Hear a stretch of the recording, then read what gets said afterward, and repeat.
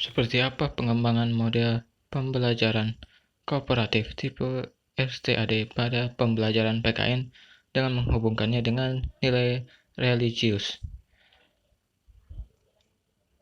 Nama saya Muhammad Iqbal Pratama akan mempresentasikan apa yang tadi saya sebutkan. Yang pertama, apa itu STAD?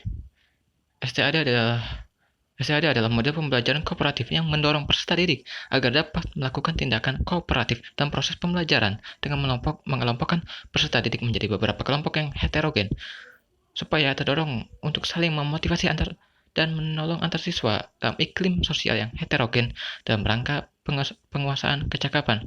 Jadi STAD itu berasal dari singkatan dari bahasa Inggris, yaitu Student Achievement Division. Jadi, model pembelajaran kooperatif ini mendorong peserta didik bekerja sama dalam kelompok yang heterogen. Heterogen dalam atau beraneka ragam dalam, yaitu berbeda dalam ras, berbeda dalam kecerdasan, dan lain-lain. Apa manfaatnya, apa fungsinya, dan mengapa? Jadi, dan mengapa kita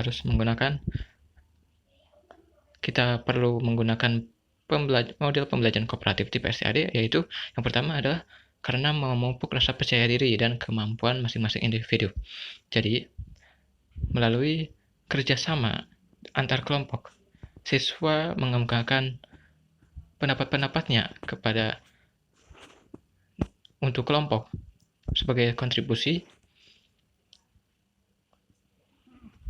untuk menjawab persoalan-persoalan yang ditugaskan kepada kelompok. Lalu yang kedua, terbangun interaksi dan sosialisasi antar siswa. Saat bekerja sama, pastinya ada kemungkinan besar pasti terjadi interaksi antar siswa. Lalu ada juga proses belajar antar siswa. Ini berupa belajar antar teman ya, berbentuk belajar antar teman. Ini juga akan meningkatkan kemampuan sosial, komunikasi. Lalu siswa didorong melalui pengajaran untuk mempunyai perjanjian atau komitmen untuk melakukan dalam rangka berkembangnya potensi kelompok. Lalu yang keempat, melatih siswa untuk menghormati dan menaruh kepercayaan. Jadi menghormati perbedaan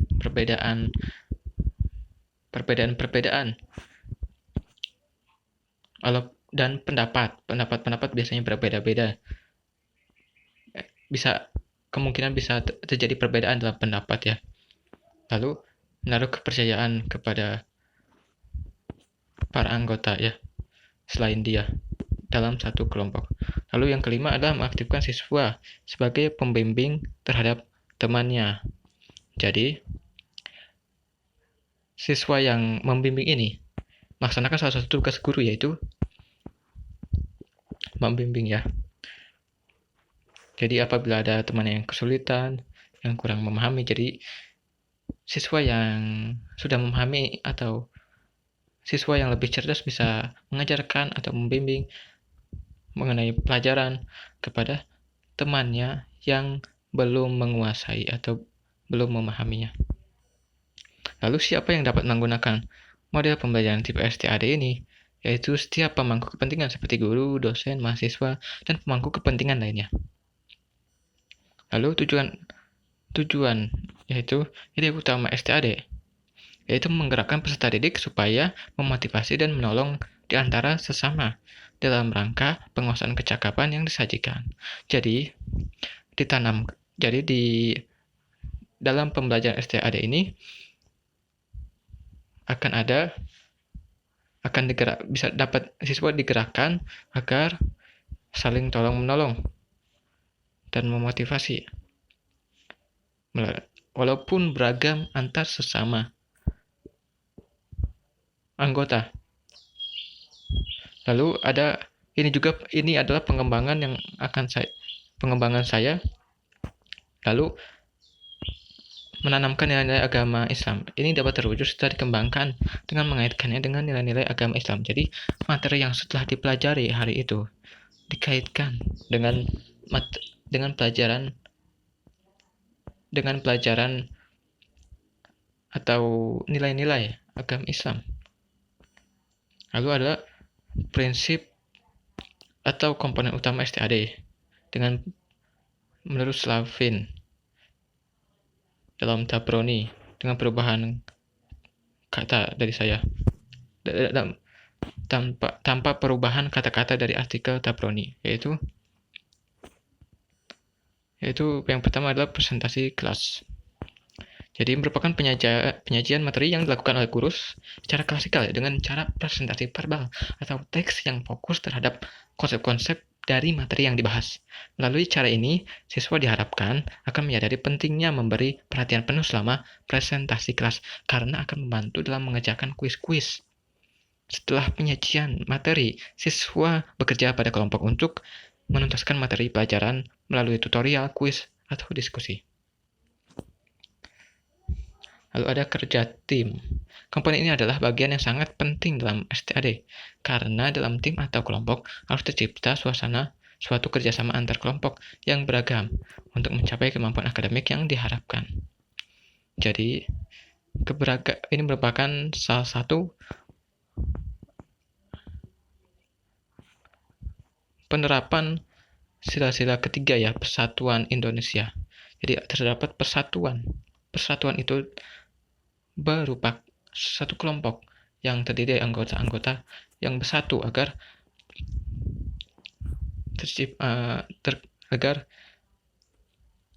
dalam hal-hal yang positif. Lalu tim terdiri dari 4-5 orang siswa yang memprioritaskan heterogenitas kelas dalam prestasi akademik, gender atau jenis kelamin, ras atau etnik. Lalu ada kuis atau tes. Tes individual yang diberikan kepada siswa setelah melaksanakan 1 atau 2 kali penyajian kelas dan bekerja serta berlatih dalam kelompok. Siswa harus menyadari bahwa skor yang diperoleh setiap individu akan diakumulasikan menjadi skor kelompok. Jadi, tes yang dilakukan secara individu dapat diakumulasi menjadi skor kelompok yang merupakan kontribusi dari anggotanya terhadap kelompok. Lalu yang keempat ada skor kemajuan individual. Penilaian individual berguna untuk memberikan motivasi kepada siswa untuk bekerja keras memperoleh hasil yang lebih baik dari hasil skor yang sebelumnya. Skor kemajuan individual dihitung berdasarkan skor dasar dan skor tes. Skor dasar adalah nilai dari skor tes terakhir siswa, yaitu sebelum pretest yang dilakukan oleh guru sebelum melaksanakan pembelajaran STAD. Jadi sebelum melakukan pembelajaran STAD, guru melakukan tes. Tes itu disebut skor dasar. Disebut tes. Jadi nanti hasil tes itu jadi skor dasar ya. Lalu ada rekognisi tim. Rekognisi tim atau pengakuan kelompok dilakukan dengan memberikan penghargaan atas usaha yang dilakukan oleh kelompok selama proses pembelajaran. Tim yang mendapatkan sertifikat atau bentuk penghargaan yang lain apabila skor rata-rata kelompok mencapai kriteria tertentu melalui penghitungan skor individu dan skor kelompok. Jadi, kelompok yang terbaik sesuai dengan kriteria yang telah ditetapkan oleh guru, maka dia akan mendapat rekognisi. Pengakuan bisa berupa sertifikat, bentuk penghargaan.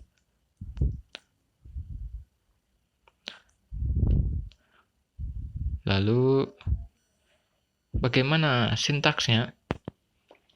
Saya akan memaparkan sintaksnya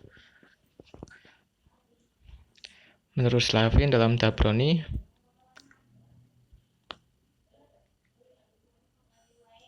Sintaksnya yaitu yang pertama adalah menyampaikan tujuan dan memotivasi siswa.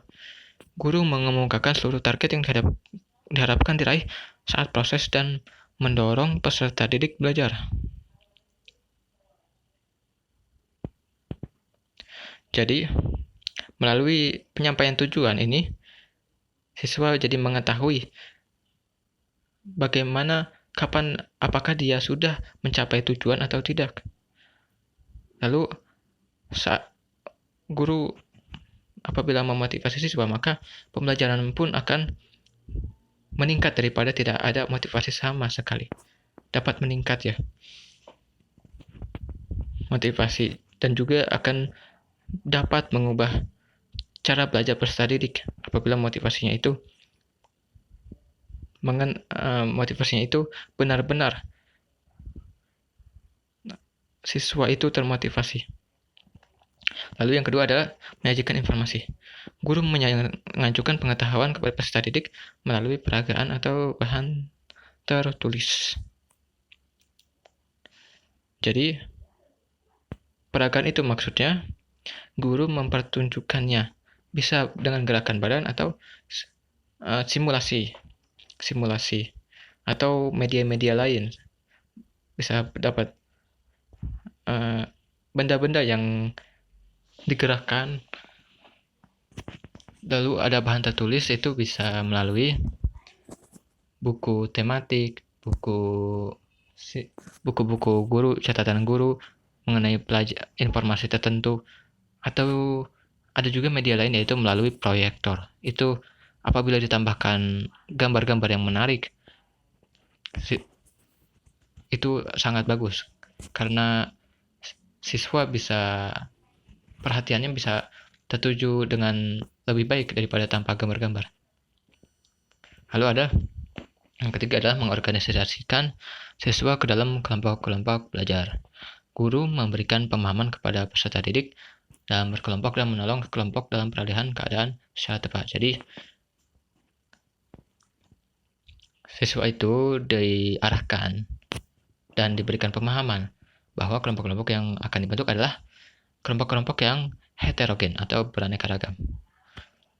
Lalu, pengatur peralihan keadaan, misalnya perubahan bangku gitu ya. Jadi satu kelompok bisa dalam satu wilayah dan satu wilayah meja gitu ya. Misalkan meja-meja 4 meja dibentuk, dirapatkan lalu sekelilingnya adalah anggota kelompoknya. Lalu yang keempat adalah membimbing kelompok dalam bekerja dan belajar. Jadi, guru mengarahkan semua kelompok belajar pada saat proses. Jadi, saat bekerja itu dan belajar, siswa tidak dibiarkan begitu saja, tidak ditinggalkan, tapi guru juga sebagai mengawasi ya. Lalu dia juga mengarahkan kelompok belajar pada saat proses belajar. Lalu yang kelima adalah merenung tentang agamanya. Ini adalah pengembangan saya. Saya kembangkan, ini yang saya kembangkan ya. Jadi yang kelima merenung tentang agamanya, agama Islam. Mendorong siswa merenungkan setelah bekerja dan belajar tentang kaitan materi yang diajarkan dengan agama Islam. Jadi kita menghubung-hubungkan dari apa-apa yang berhubungan dengan agama Islam dihubungkan ke materi pelajaran yang diajarkan oleh guru. Lalu yang keenam ada evaluasi. Guru mengamati outcome belajar tentang pelajaran seperti peserta didik mempelajarinya. Jadi setelah guru melalui bukti-bukti bisa menggunakan rubrik, bisa melalui tes dan lain-lain. Guru bisa mengetahui, dengan ini guru mengetahui perkembangannya dan sebagai umpan balik juga bagi guru. Yang ketujuh, memberikan penghargaan. Guru menerapkannya pada kelompok maupun individu. Jadi bagi kelompok atau individu yang misalkan yang terbaik ya, bisa diberikan penghargaan tertentu karena usahanya yang baik. Lalu ada contoh penerapannya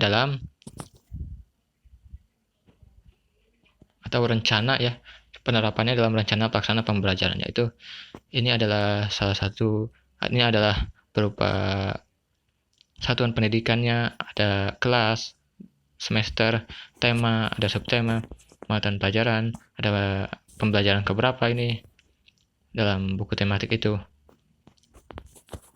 Lalu ada alokasi waktunya. Ada kompetensi intinya, menerima dan menjalankan ajaran agama yang dianutnya. Yang KI2, menunjukkan perilaku jujur, disiplin, tanggung jawab, santun, peduli, dan percaya diri dalam berinteraksi dengan keluarga, teman, dan guru.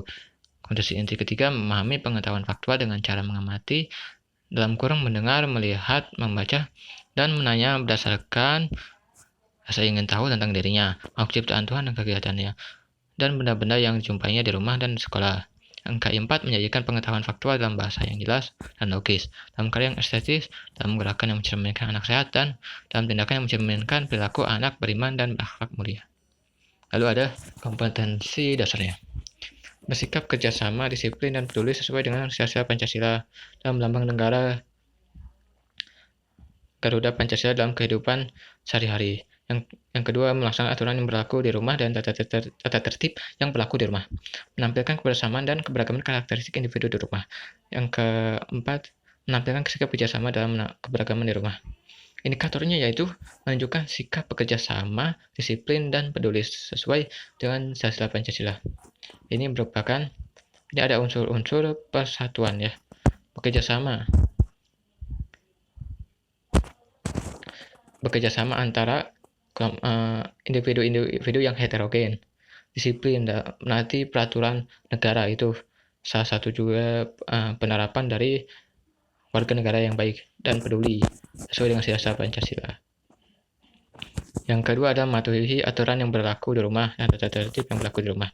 Ini juga mengajarkan menjadi warga negara yang baik. Saat dewasa nanti bisa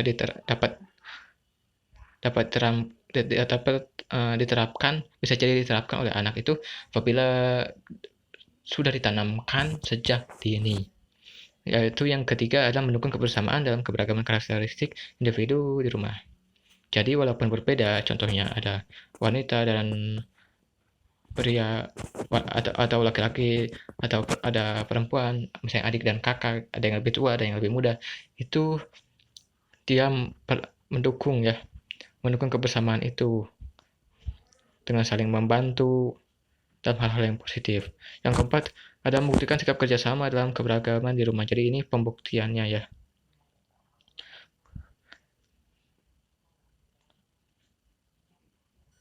Lalu ada tujuan. Melalui aktivitas yang menunjukkan sikap kerjasama, disiplin, dan peduli, siswa dapat menerapkan di berbagai kehidupan sehari-hari.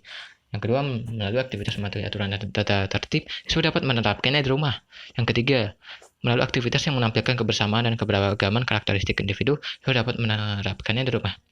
Yang keempat, melalui aktivitas menampilkan sikap kerjasama dan keberagaman, siswa dapat menerapkannya di rumah. Materi pembelajaran ini berasal dari tematik, ya, berhubungan. Yang pertama, mengidentifikasi teks Udin dan Mutiara. Yang kedua, mendiskusikan teks Udin dan Mutiara. Yang ketiga, menceritakan pengalamanmu dalam menerapkan sila ketiga Pancasila di rumah. Lalu ada pendekatan dan metode pembelajaran. Ada pendekatan saintifik. Ini sangat erat ya dengan tematik.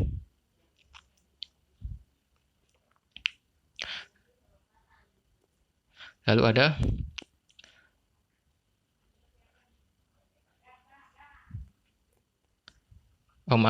maksud saya pendekatan saintifik saja ya. Jadi ada yang kedua adalah model. Ini model yang digunakan tentunya STAD yang sudah saya tunjukkan tadi. Ada metodenya, diskusi, ceramah, dan pengamatan. Lalu kegiatan pembelajarannya ada pendahuluan, ucapan salam, menanyakan kabar, berdoa, ice breaking. Alokasi waktunya 5 menit. Ada nilai agama di sini. Lalu ucapan salam, berdoa, dan ice breaking. Ucapan salam dan berdoa. Ada menanyakan kabar itu sebagai bentuk kepedulian. Lalu ada ice breaking untuk memecahkan kekakuan atau supaya tidak kaku saat belajar nanti. Lalu ada kegiatan pembelajarannya, ada inti, yaitu menyampaikan tujuan dari menerapkan sikap kerjasama, disiplin, dan peduli, mematuhi aturan dan tata tertib, mengutamakan persatuan, bekerjasama, dan keberagaman. Lalu yang kedua ada memotivasi siswa dengan menjelaskan mengapa harus menerapkannya yang tadi itu. Jadi, ini akan menimbulkan pemahaman pada diri siswa sehingga dia bisa menerapkannya atau mau menerapkannya dalam kehidupannya. Yaitu yang ketiga ada guru memberikan pemahaman tentang hidup rukun dalam keberagaman melalui presentasi di kelas. Presentasinya bisa menggunakan media proyektor ya, atau media gabungan, itu berupa media gabungan ya. Bisa juga dengan papan tulis supaya lebih atau mengungkapkan garis-garis besarnya saja. Lalu yang keempat ada menceritakan teks Udin dan Mutiara. Bisa dilihat di buku tema 1 kelas 2. Yang kelima mengelompokkan siswa secara heterogen, yaitu setiap kelompok berjumlah 4-5 siswa atau menyesuaikan dengan kondisi kelas. Lalu ada yang keenam yaitu mendiskusikan cerita tersebut melalui beberapa pertanyaan. Bisa dilihat pada buku tema 1 kelas 2. Yang pertama pertanyaannya adalah mengapa halaman rumah Udin selalu indah dan rapi. Yang kedua, apa akibatnya bagi Udin dan Mutiara tidak bekerja sama. Yang C, apakah sikap Udin dan Mutiara menunjukkan pengamalan sila Pancasila. Yang D, sila keberapa. Yang E, jelaskan alasannya. Yang F, menurut pendapatmu, apakah Udin dan Mutiara mengamalkan sila ketiga Pancasila dan jelaskan alasannya. Yang G, tuliskan pengalamanmu di rumah dan dalam menerapkan sila ketiga Pancasila. Yang H, apa makna dari ungkapan cepat kaki ringan tangan? Nah, ini siswa akan mendiskusikannya dalam kelompoknya dan antar anggota kelompok. Lalu setelah itu siswa mempresentasikan hasil diskusi. Bisa memanggil siswa ke depan untuk mempresentasikannya atau hanya di tempatnya. Lalu yang 8, guru mengarahkan siswa untuk bertanya pada dirinya sendiri tentang pengalamannya menerapkan sila ketiga Pancasila di rumah dan memanggil setiap siswa untuk menceritakan pengalaman dalam menerapkan sila ketiga Pancasila di rumah. Jadi ini merupakan pengungkapan pengalaman siswa yang berhubungan dengan sila ketiga Pancasila, yaitu Persatuan Indonesia. Lalu yang ke-9 adalah guru ini merupakan pengembangan dari saya.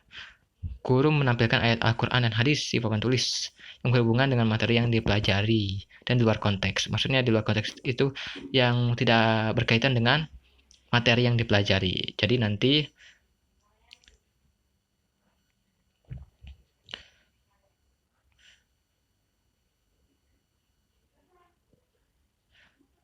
nanti siswa memilih materi-materi mana yang berkaitan dengan sila ketiga Pancasila dan materi yang telah disampaikan. Nah, nanti guru mengarahkan siswa untuk mencatat pilihannya di buku tulis, sertai alasan memilih. Lalu skor yang diperoleh masing-masing siswa dari hasil mengerjakan tes akan diakumulasikan dengan skor kelompok. Lalu ada refleksi. Jadi guru memberikan gambaran apa-apa saja yang tadi sudah disampaikan dan dipelajari oleh peserta didik. Bisa juga membenarkan sesuatu yang salah, menjernihkan sesuatu yang belum jelas. Lalu yang kedua adalah mengajak siswa menerapkannya di rumah. Nah, ini dapat juga diberikan pemahaman juga mengapa dia seperti yang tadi di awal ya. Dan bisa juga melalui motivasi. Lalu yang ketiga ada guru memberitahu tentang kelompok dan siswa yang terbaik di depan teman-temannya. Ini merupakan rekognisi tim. Jadi ini dapat memotivasi siswa yang tidak mendapat predikat terbaik maupun siswa yang mendapat predikat terbaik. Yang keempat ada istirahat. Karena ini sangat singkat, jadi saya tuliskan istirahat.